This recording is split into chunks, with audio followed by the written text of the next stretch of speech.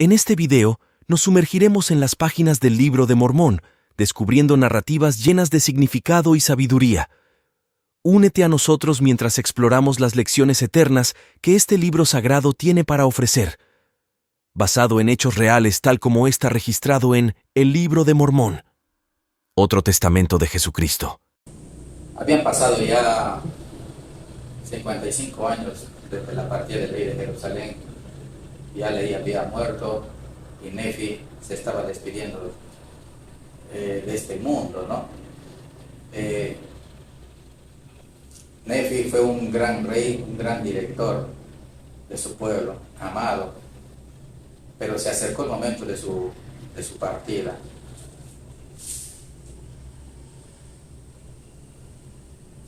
Antes de partir, Nefi había dejado muchas instrucciones a su hermano de que usara las planchas menores solo para grabar cosas sagradas, cosas de importancia espiritual y que sean de beneficio para sus hermanos, para sus hijos. Y vemos aquí a Jacob que estaba dispuesto a cumplir con ese propósito, ¿no? Con la instrucción de su hermano antes de fallecer. Y también podemos ver de que Jacob hace la afirmación de que a él se le confirió el oficio, el sacerdocio, se le confirió el poder para enseñar. Y estas instrucciones, este llamamiento que el Señor le otorgó, era el de maestro. Sabemos también que Jacob era un profeta, puesto que había visto al Señor Jesucristo.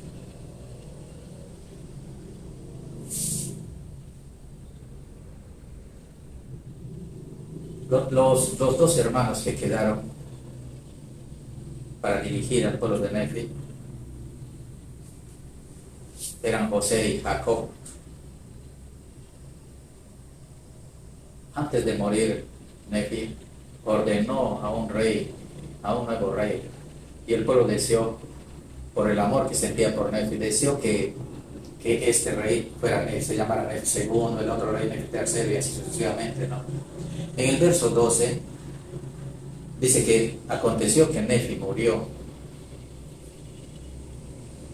Y en el verso 15 aconteció que el pueblo de Nefi, bajo el reinado del segundo rey, empezó a ser duro de corazón y a entregarse un tanto a prácticas inicuas, deseando tener muchas esposas y concubinas, a semejanza de David en la antigüedad y también Salomón su hijo. Y también dice, empezaron a buscar mucho oro y plata y a ensalzarse en el orgullo. Por tanto, yo, Jacob, les hablé estas palabras mientras les enseñaba en el templo, habiendo primeramente obtenido mi mandato del Señor.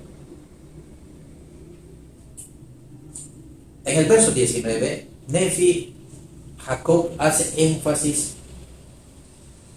en la forma en que él magnificó su llamamiento.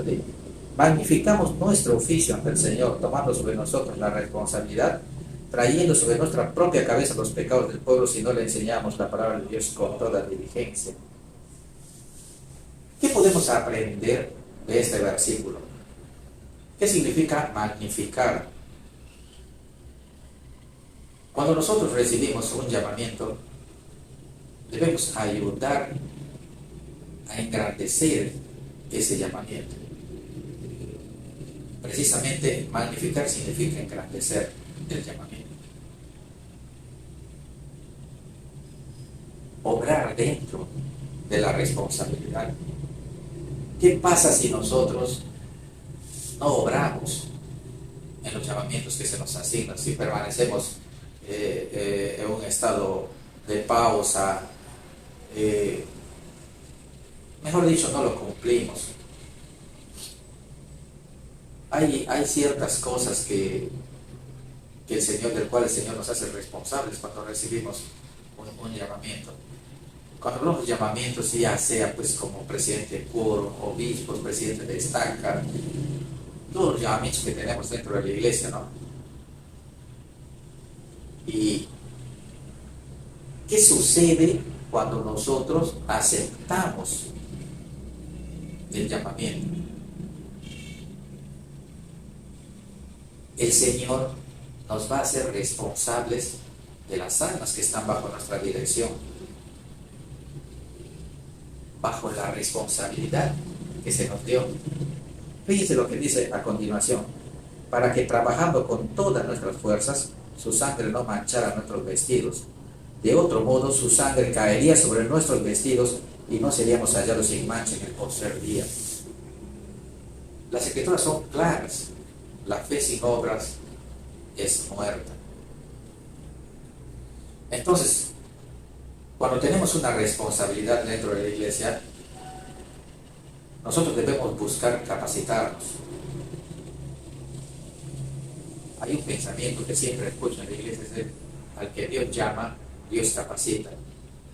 Y eso es cierto, porque todo lo necesario para nuestro entrenamiento, nuestro desarrollo como tal, están dentro de las escrituras y también en los manuales que la iglesia publica. Entonces tenemos todo lo necesario, y también tenemos que buscar entender las escrituras para poder obrar preguntándole al Señor y haciendo que su Espíritu nos guíe, nos ayude.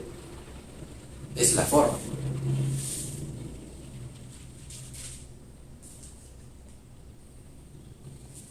En el capítulo 2, como vemos, en el capítulo 2, 3 y 4, haciendo uso de su oficio, de su responsabilidad ante Dios, Jacob recibe instrucciones de parte del Señor, porque a partir del segundo rey, después de la muerte de Nefi, dice que el pueblo empezó a obrar ya de manera inicua, ¿no? Y como que se divide en dos grandes bandos, ¿no? Dos bandos, los puros de corazón y los impuros de corazón, como vamos a ver más adelante. Entonces, magnificando su oficio, Nefi, Jacob, les reúne a su pueblo en el templo, dice, para hablarles acerca de las instrucciones que el Señor le había dado. En el capítulo 2, verso 12,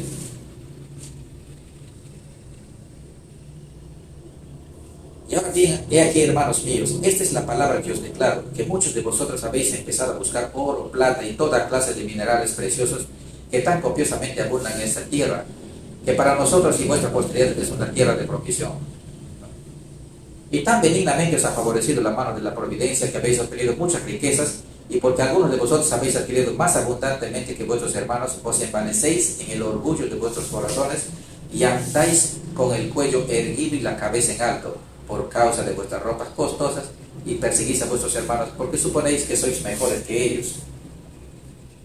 Tres pecados condenables en orden de gravedad, por supuesto, ¿verdad?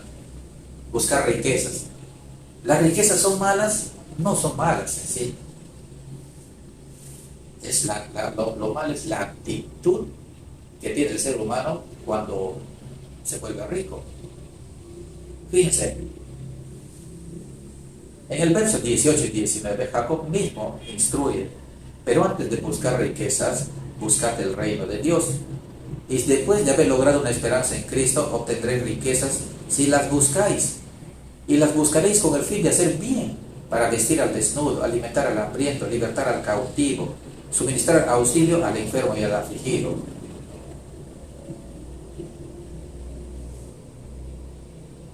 El Señor nos ha instruido y nos ha mandado en todas las escrituras que no debemos poner nuestro corazón en las riquezas, porque donde esté vuestro tesoro, allí estará también, dice, vuestro corazón.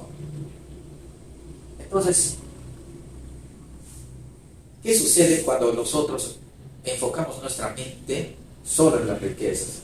Todo lo que hacemos está enfocado en eso, y empezamos a volvernos duros de corazón. Es interesante notar de que cuando estudié el libro de Mormón en tiempos pasados, siempre se me hablaba del ciclo de la iniquidad, ¿no? El ciclo de la iniquidad. El pueblo sufre, se arrepiente, el Señor lo bendice, le da riquezas, luego se enaltece, empiezan las guerras, las persecuciones, se dividen en clases sociales, y luego otra vez se vuelven inicuos Y es rápido, los ciclos de la iniquidad en el libro de Mormón son rapidísimos. No dura más de un año de justos, de rectitud. Un año, 2 años se vuelven inicuos de nuevo. Muy rápido. Y entonces el Señor otra vez enviaba los lamanitas, los castigaba, enviaba plagas, enviaba cosas. Otra vez, cuando estaban a punto de ser exterminados, se acuerdan de Dios otra vez. Y vuelve el ciclo del arrepentimiento. Pero nosotros vivimos en una sociedad que es bastante competitiva y también buscamos riquezas. Pero no debemos dejar que esas riquezas predominen, o ese afán por buscar riquezas predominen en nuestra mente y en nuestro corazón. El Señor dice a aquellos que tienen dinero que sean afables y benignos, que compartan con sus hermanos para que ellos también puedan progresar. Pero nuestra naturaleza es bastante diferente y es difícil seguir ese camino. Pero el Señor nos insta a seguirlo, hermanos, a seguir el camino de la caridad y del autocontrol. Pero aquí tenemos otro pecado grave. Este pecado es conocido como el pecado de Satanás, ¿no? De Lucifer, el orgullo. Entonces, en el versículo 20 dice: y ahora bien, hermanos, os he hablado acerca del orgullo, y aquellos de vosotros que habéis afligido a vuestro prójimo y habéis perseguido a causa del orgullo, los habéis perseguido a causa del orgullo de vuestros corazones por las cosas que Dios os dio, dice, Dios os dio. ¿Qué tenéis que decir de esto? ¿No creéis que tales cosas son abominables para aquel que creó toda carne? Y ante su vista, dice, un ser es tan precioso como el otro, y toda carne viene del polvo. Y con el mismo fin, Él los ha creado para que guarden sus mandamientos y los glorifiquen para siempre. Entonces, el orgullo, aquello que debilita la espiritualidad del ser humano. Isaías en capítulos pasados lo contemplaba con los cedros del Líbano, ¿no? Altos, erguidos, y hablaba en sus profecías: todos serán destruidos.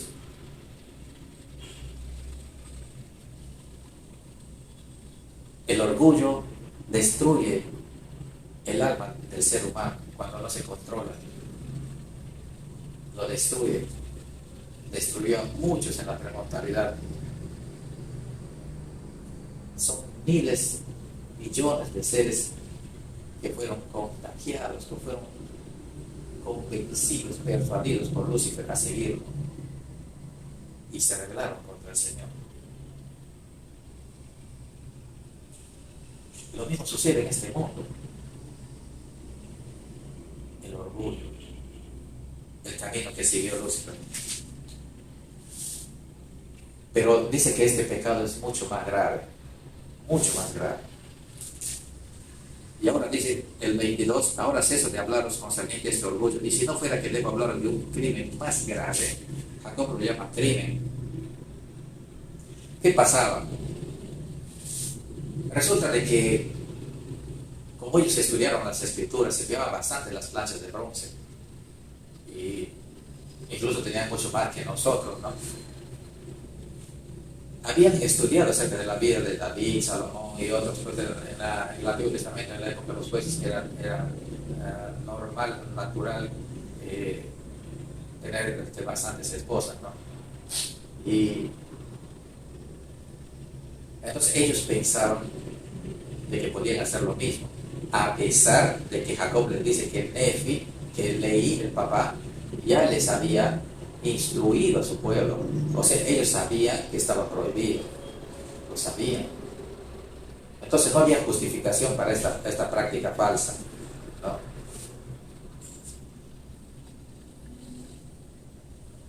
Versículo 23 del capítulo 2: mas la palabra de Dios me agobia a causa de vuestros delitos más graves, porque aquí, dice el Señor, este pueblo empieza a aumentar en la iniquidad, no entiende las escrituras, porque trata de justificar sus fornicaciones a causa de lo que se escribió acerca de David y su hijo Salomón. Aquí David y Salomón en verdad tuvieron muchas esposas y concubinas, cosa que para mí fue abominable, dice el Señor. Como estudiosos de las Escrituras, debemos entender y estudiar y meditar del por qué se expresaba así el Señor. En el pasado, como en la época de la restauración, cuando se tenía esta práctica, hubo muchos hombres que abusaron de esta práctica. Abusaron en el sentido de que no vivieron el principio de acuerdo con lo que el Señor había establecido.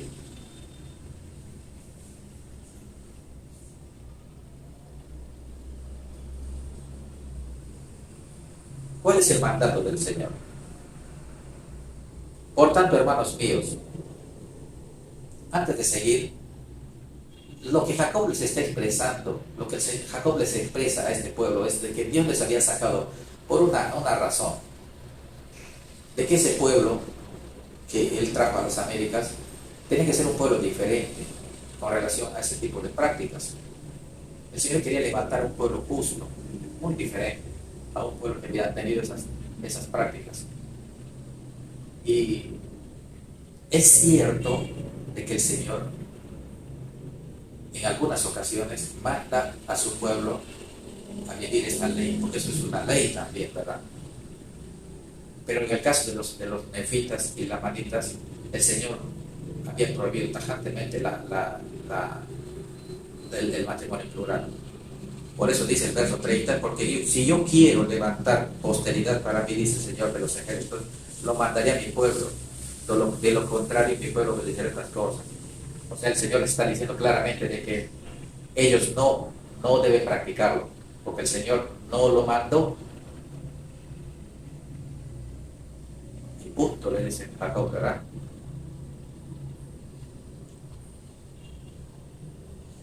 Y entonces les habla de las fornicaciones, el adulterio, la del concubinato, etc. Y les dice que estas prácticas eran gravísimas.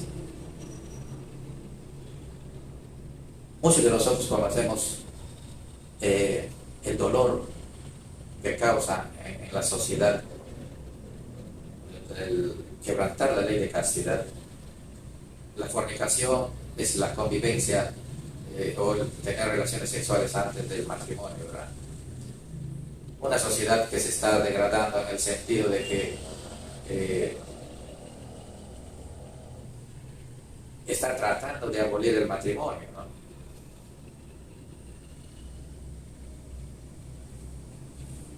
Entonces la convivencia se está volviendo algo natural. El Señor en el jardín de Edén instituyó el matrimonio de manera legal, porque Él mismo casó a Adán y a Eva, los casó personalmente y luego los bendijo para que tuvieran posteridad. Nosotros, como pueblo del Señor, debemos aprender a obedecer sus mandamientos siguiendo las prácticas correctas que el Señor estableció. Primero casarnos civilmente y luego religiosamente. No es correcto ni prudente tener prácticas fuera del matrimonio. La ley de castidad es una ley mayor, una ley mayor de las leyes más grandes que hay. Así como también te bendice, así también hace lo contrario, ¿verdad? Si la quebrantamos.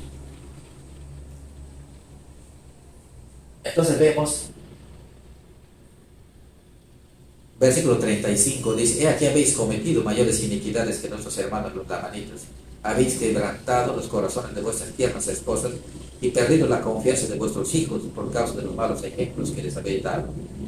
Y los sollozos de sus corazones ascienden a Dios contra vosotros. Y a causa de lo estricto de la palabra de Dios que desciende contra vosotros, han perecido muchos corazones traspasados de profundas heridas. Debemos aprender, hermanos, a ser fieles a nuestros convenios. Hacemos promesas mayores ante Dios en el templo. Es cierto de que la vida matrimonial tiene muchas vicisitudes, diferencias de crianza, pero se puede vencer cada falsa pasión, cada temperamento, y siguiendo el consejo de nuestros líderes. Personalmente les doy testimonio de cómo aprendí a vivir y con mi esposa, con mis hijos, ¿no? Tenía la costumbre de lo primero que hice antes de casarme fue leer este manual de matrimonio celestial, de seguir del instituto. Allí aprendí muchas cosas hermosas. Y con el paso del tiempo, los manuales que la iglesia publicaba en los años 90, ¿no?, sobre el sacerdocio y la familia, verdaderamente me encanta leer y seguir las instrucciones y aprender de nuestros líderes, profetas, la forma en que llevaban sus hogares con su familia, la forma en que trataban a sus esposas. Y esto para mí fue una escuela que permitió que con el tiempo lograra sobrepasar muchas cosas, llegar a tener una amistad, seguir siendo amigos con mi esposa, ¿no? Es hermoso eso, ¿no? Y seguir siendo amigos con mis hijos. No digo que no haya dificultades, diferencias, pero debemos aprender a convivir con esas diferencias. La ley de castidad es una ley mayor. Podemos buscar riquezas, sí, pero de la manera correcta. ¿Cuál es la manera correcta? Despojándonos del orgullo, aprendiendo a ser caritativos. Ahora Jacob aquí clasifica a este grupo de personas que estaban ahí. A uno les llama los puros de corazón y a ese grupo los llama impuros de corazón. ¿Y qué les manda?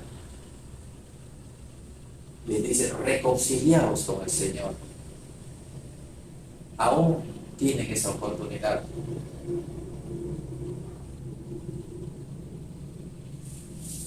Veamos. En el capítulo 3, pase aquí, oh Jacob, quisiera dirigirme a vosotros los que sois puros de corazón. Confiad en Dios con mentes firmes y orad a Él con suma fe.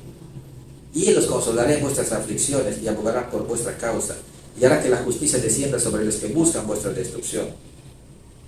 Y luego dice: oh todos vosotros que sois de corazón puro, levantad vuestra cabeza y recibid la placentera palabra de Dios, y deleitaos en su amor, pues podéis hacerlo para siempre si vuestras mentes son firmes.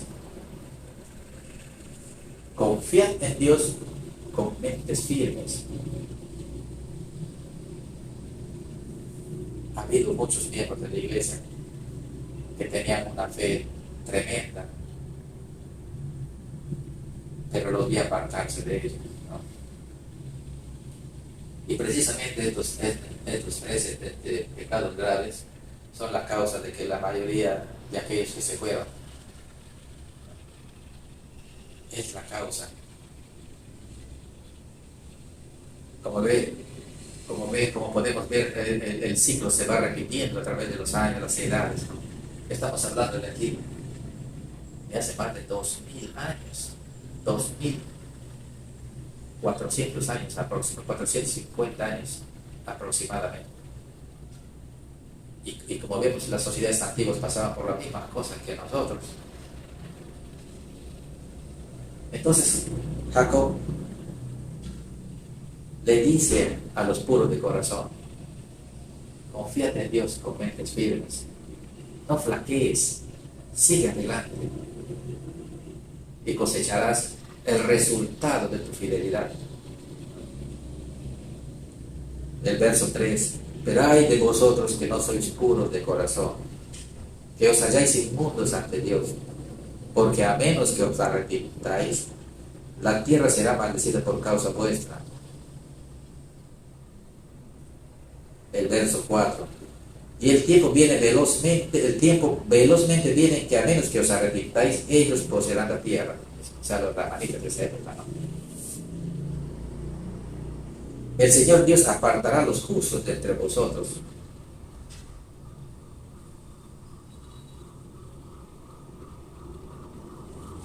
Hay pecados mayores. Hay pecados mayores. Tuve la oportunidad de leer esta obra del presidente Spencer, de King del Milagro del Perdón. Y tengo entendido, y muy bien entendido, de que el adulterio, el quebrantar la ley de castidad, después del crimen, es el pecado más grave que el ser humano pueda cometer. Y aún aquellos que hemos entrado al templo, a la casa del Señor, y hemos hecho convenios mayores,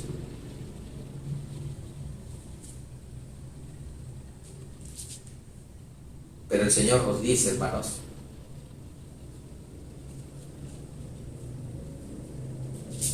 que aún podemos reconciliarnos con Él.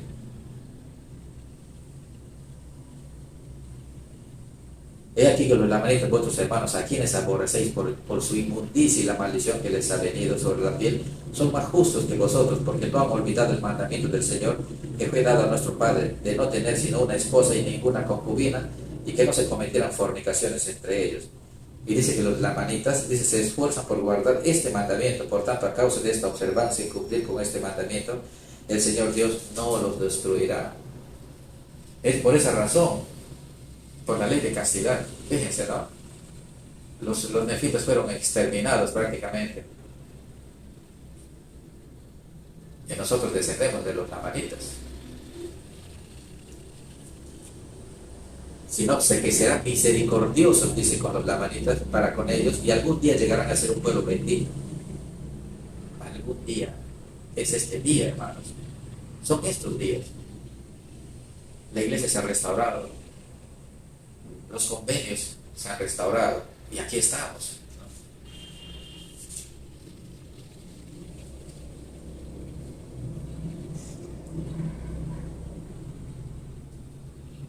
Entonces, Nefi amonesta a su pueblo, y les enseña, y nos manda un mensaje también a los que vivimos actualmente. Porque hemos escrito estas cosas, dice, para este fin, fíjense, que sepan que nosotros sabíamos de Cristo y teníamos la esperanza de su gloria muchos siglos antes de su venida. Y no solamente teníamos nosotros una esperanza de su gloria, sino también todos los santos profetas que vivieron antes que nosotros.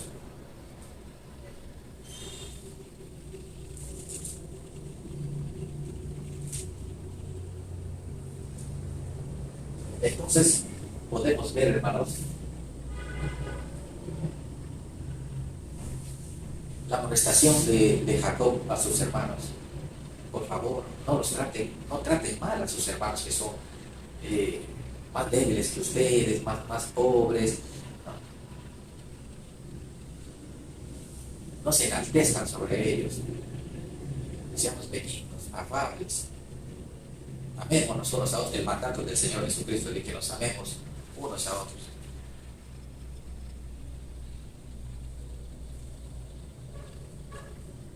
Por tanto, hermanos, dice, no procuréis aconsejar al Señor, antes bien aceptad el consejo de su mano, porque aquí vosotros sabéis que Él la aconseja con sabiduría, con justicia y con gran misericordia sobre todas sus obras.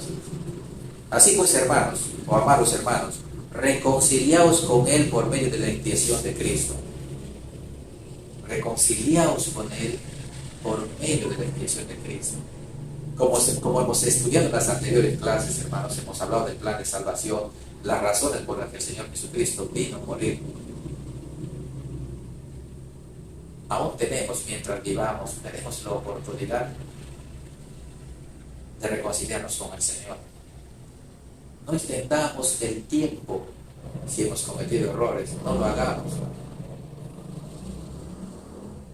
Más adelante hablaremos con Alma, también Alma, cuando Alma dice, ¿no? ¿Por qué aquí esta vida cuando el hombre debe prepararse para comparecer ante Dios? He aquí esta vida es cuando el hombre debe ejecutar su obra, o sea, de arrepentimiento, ¿no? Porque después de este día de vida que se nos da para prepararnos para comparecer ante Dios, he aquí que si no mejoramos nuestro tiempo, no podréis hacer nada, dice, cuando nos hallamos ante esa terrible crisis. No podréis decir, me arrepentiré, me volveré a mi Dios. no podréis decir eso, porque el mismo espíritu que posee vuestros cuerpos al salir de este mundo, ese mismo espíritu tendrá poder para poseer vuestros cuerpos en la vida eterna. Entonces, ¿qué es más sabio? Me refiero a aquellos que de alguna manera hayan cometido ciertas imprudencias, ¿verdad? ¿Qué es más sabio? ¿Obedecer al Señor, como dice Jacob? ¿O extender, alargar nuestro arrepentimiento? Pero el Señor nos dice claro, los puros de corazón no tienen nada que temer.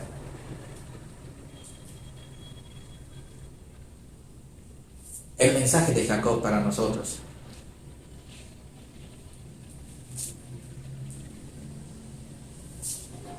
que podamos nosotros, hermanos, buscar riquezas, porque todos deseamos tener riquezas, pero con ese afán de ayudarnos mutuamente y no dejar que esas cosas dominen nuestra mente y nuestro corazón. Debemos cuidarnos del orgullo, porque el orgullo es el pecado de Satanás, ¿verdad? Y la ley de castidad. La ley de castidad, al cual el mundo actualmente está ya procurando hacer de que el matrimonio ya no sea una institución, ¿verdad? La ley de castidad no ha cambiado ni cambiará jamás, ni ahora ni durante el milenio. Hemos estado estudiando también de que Dios es un ser inmutable y las leyes que Él ha decretado son también inmutables. Por tanto, la ley de castidad es una ley inmutable. No cambia y cambiará jamás para Dios. Si el hombre decide cambiar, está usando su albedrío para hacerlo. Pero Dios no cambiará jamás. La ley de castidad es una ley mayor que si en algún momento alguno de nosotros que hayamos cometido cosas y no las hemos confesado, no hemos ordenado nuestra vida, siempre habrá un momento mientras vivamos todavía. También dentro de la iglesia hay mucha gente que es pura, que se esfuerza por guardar los mandamientos del Señor. Ese es el mensaje de Jacob. Que confiemos en el Señor, en sus palabras, en sus promesas, en sus profetas vivientes. El presidente Nelson es un siervo del Señor. Estos grandes hombres, comisionados por el Señor, videntes, reveladores, siempre nos envían mensajes que en realidad nos edifican, nos ayudan en este tramo de la vida. Nos ayudan mucho en realidad. Que podamos siempre, hermanos, escuchar el consejo de los apóstoles, de los profetas y apóstoles. El Señor los ha puesto ahí para guiar nuestras vidas. Y también tenemos el Espíritu que nos ayuda a entender sus palabras siempre. Tenemos las Escrituras, las instrucciones del Señor. Sé que Él vive, hermanos. Sé que Jesús murió por nuestros pecados y nosotros tenemos la oportunidad de siempre reconciliarnos con Él a través de la Santa Cena y demostrar a Él de que estamos dispuestos a seguir adelante con firmeza en Cristo. Comparto mi testimonio en el nombre de Jesucristo. Amén.